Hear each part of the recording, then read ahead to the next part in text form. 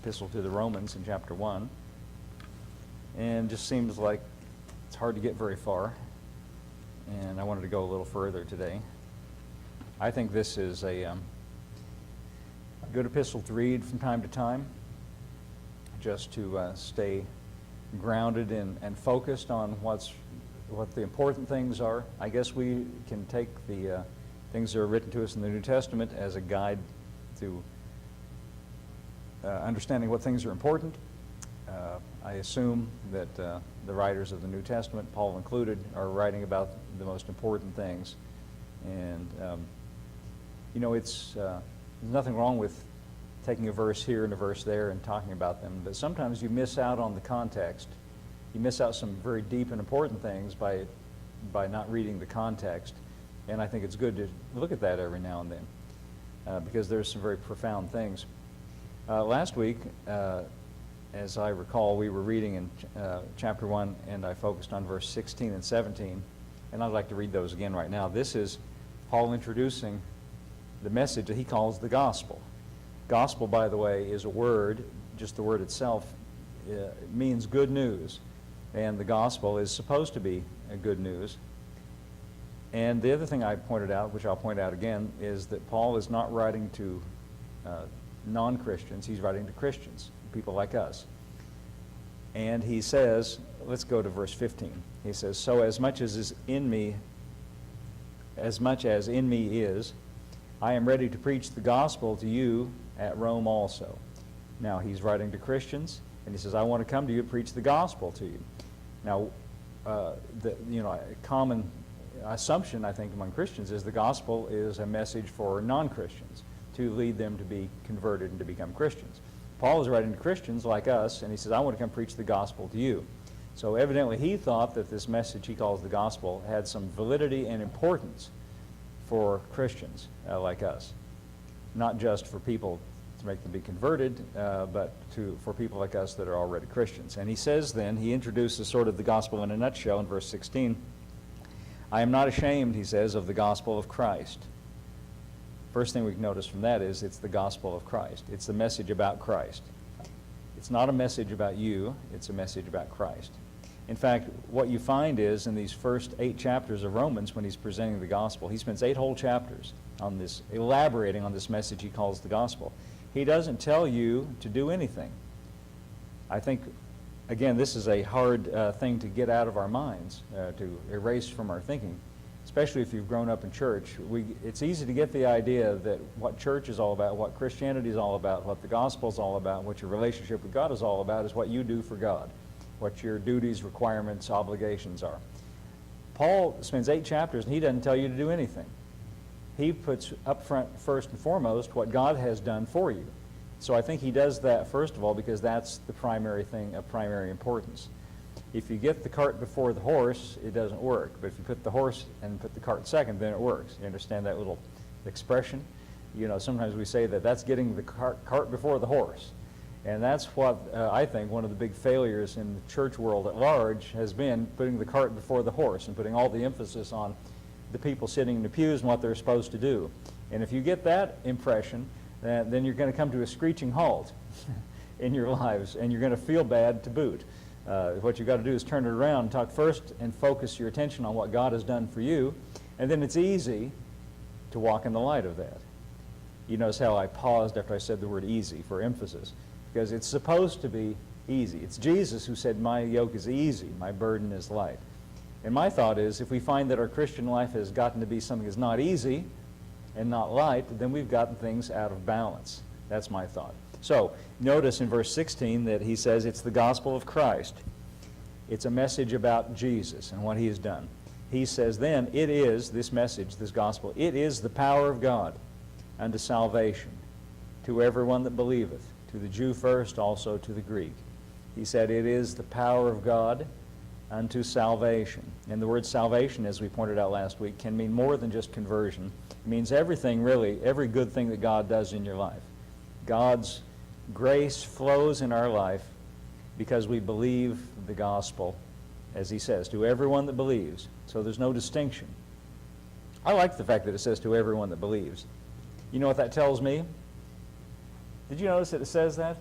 It's the power of God for salvation to everyone that believes. That means it's for everyone that believes it. That means God doesn't pick and choose his favorites. I think sometimes people think that. Well, God just specially chooses somebody to be blessed, and he ignores everybody else. No, it's not like that. He specially chooses everybody. He specially chooses, actually, Jesus is the one who's chosen. Everybody who believes, everybody who puts their faith in him and what he's done and what he's doing, that's where the grace of God flows in our lives. To everyone that believes.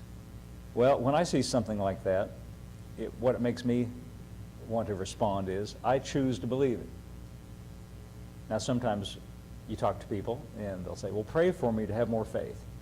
Pray for me that I'll believe it. Well, I don't really think that that does any good, to tell you the truth. I think it's your choice. I don't think faith is like a seizure that comes on you involuntarily, like grabs you, without your, like, oh, somebody help me, faith is coming on me. No, it's not like that at all. It's not a seizure. You choose whether you believe it or not. Now, you don't have to understand it. You don't have to rationalize it. You don't have to figure it all out. All you got to do is embrace it, you see.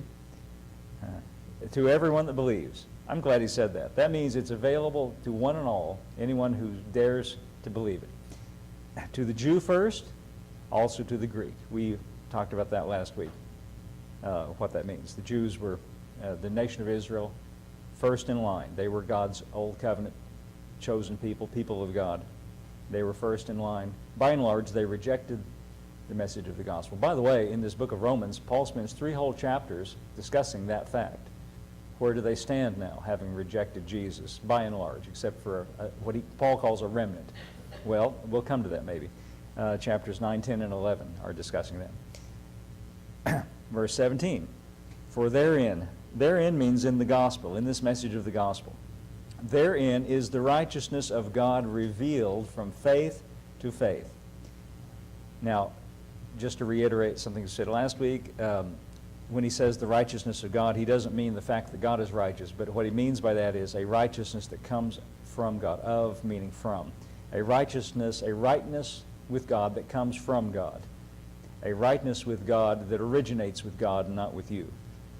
Now, again, I can say that with certainty that that's what that means, because having read the upcoming chapters, he explains that. But we'll come to that by and by.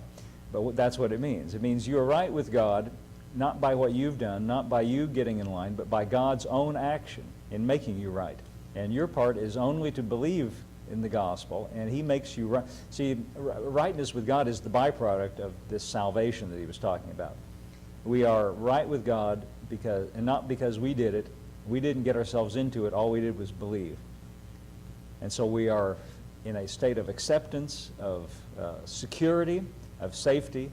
Sometimes we sing that song that likens Jesus to a rock, and that's also scriptural. It's in the Bible that way. Jesus is likened to a rock. When the Bible uses metaphorical language like that, it does it to make a point. And what occurs to me is, how is it that Jesus is like a rock? Well, he's not made of stone any more than he's called the Lamb of God because he's got fur. He's not a sheep, and he's not a rock literally, but he's like a rock because a rock implies stability. And if you're standing on a rock, you are in a place of stability and security and safety. That's what that's all about. So that's what this word righteousness means. You are in a position with God of security and safety and fixedness, if I could say it that way, of acceptance. And the good news about it is you didn't do anything to cause it other than to believe in it. Okay, therein is the righteousness of God revealed by the gospel. From faith to faith, meaning it begins in faith, it concludes in faith, it's faith all the way through on our part.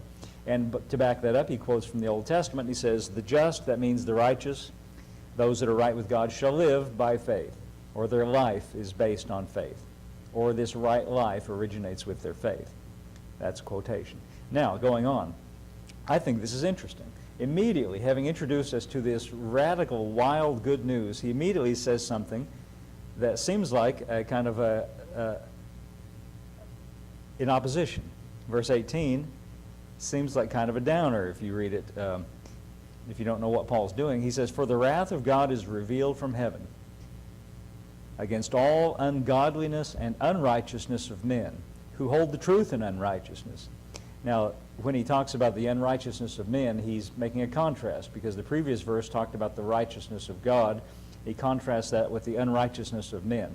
Now, I want to tell you why Paul is bringing this up here. Paul is a very clever speaker, and I think he's speaking this. I don't think he's sitting down with a pen writing this. I think he's speaking this, and somebody's taking it down. Paul is here beginning to lay a rhetorical trap for the listener, or in our case, the reader.